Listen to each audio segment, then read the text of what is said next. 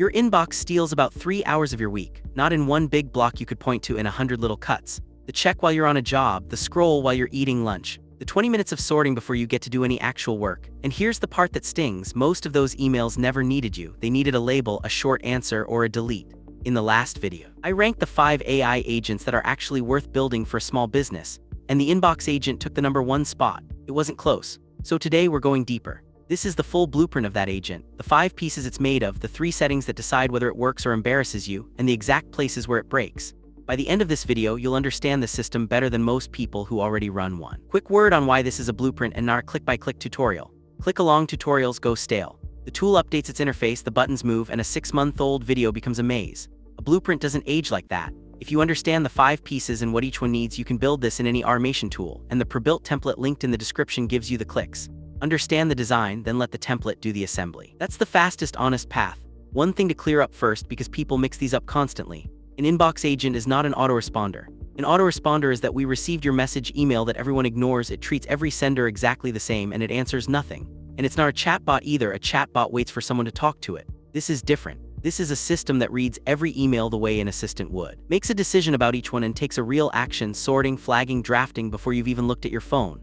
That distinction matters because the value isn't in the reply, it's in the deciding. The deciding is the part that's been eating your 3 hours, so here it is. 5 pieces. Piece 1, the watcher. Piece 2, the reader. Piece 3, the router. Piece 4, the drafter. And piece 5, the most important one, the gate. Let's walk through each. Piece 1, the watcher. This is the trigger, the part that checks your inbox on a schedule. Every 15 minutes or so, it looks for new mail and passes anything new down the line. That's the whole job. The setting that matters here is the polling frequency. Beginners crank it to every single minute because it feels more powerful. Don't. A small business inbox doesn't need minute-by-minute checking, and every check burns operations on your plan. 15 minutes is the sweet spot, fast enough that nothing urgent sits for long, cheap enough that your free tier lasts the whole month while you're testing.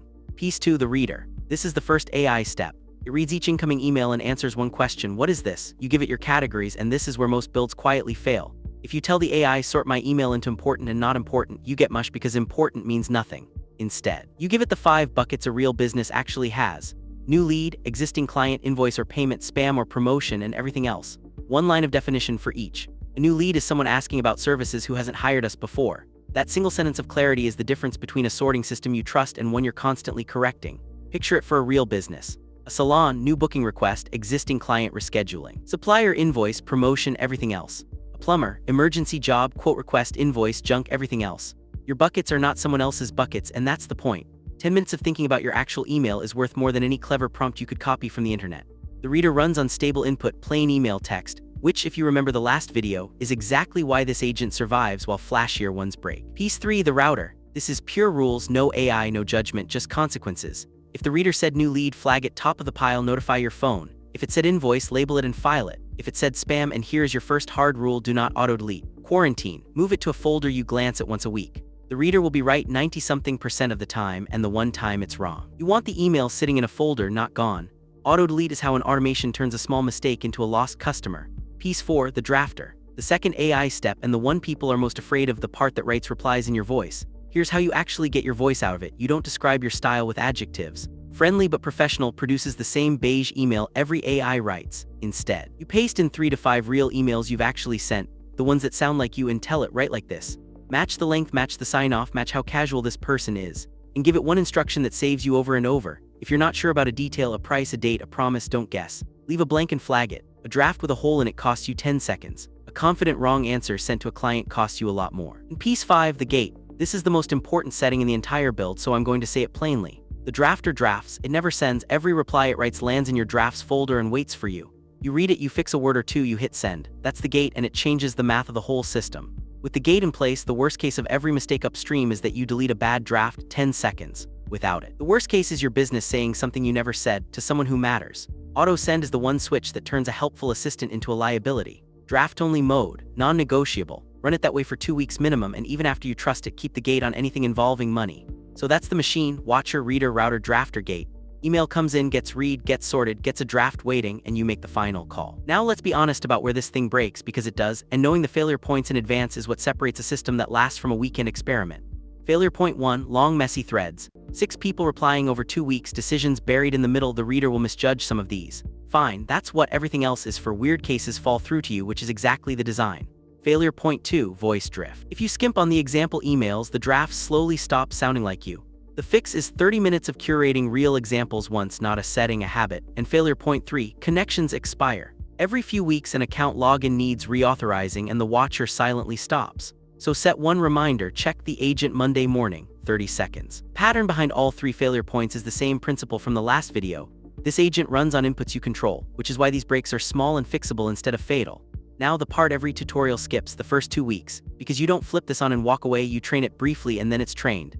Day 1 you write your 5 categories and paste in your example emails, that's the hour. Week 1 the agent sorts and draft. And your only job is to notice when it gets a label wrong and tighten that category's definition, 1 sentence here, 1 sentence there. You're not fixing the machine, you're clarifying your own instructions. By week 2 the corrections mostly stop. The labels land, the drafts sound like you, and you'll catch yourself sending them with 1 word changed or none. That's the moment this stops being a project and becomes furniture. It's just how your inbox works now. What does it cost? Less than you think. The automation platform's free tier covers a small inbox comfortably while you're testing, about 1,000 operations a month. If your volume is heavier, the paid tier runs around $9 to $20 a month.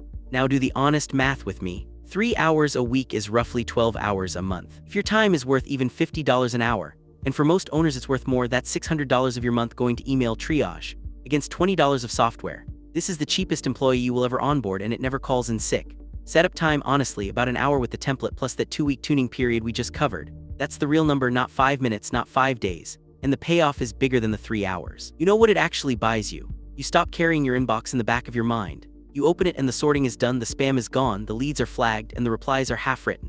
That background hum of "did I miss something in there?" it just goes quiet.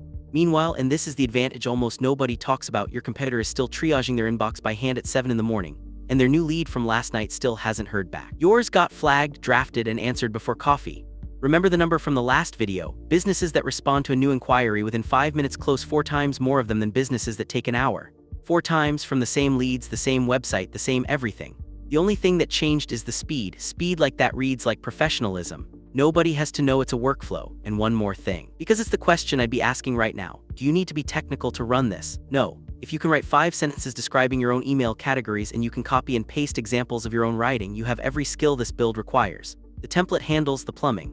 Your job is the judgment, and you already have that. You've been doing the judgment by hand for years. All we're doing is writing it down once so a machine can repeat it. The prebuilt template is linked in the description. It's the same 5-piece design we just walked through running on Make, and you can have it watching your inbox this week. Start it in draft-only mode, give it 2 weeks, and judge it on the numbers like we do everything on this channel. If you want the rest of the 5 agents broken down like this, blueprint by blueprint, subscribe. That's what we do here every single week. Real designs, honest numbers. And the failure points nobody else will show you. This is Hoursmith, the honest AI channel for small business. I'll see you in the next one.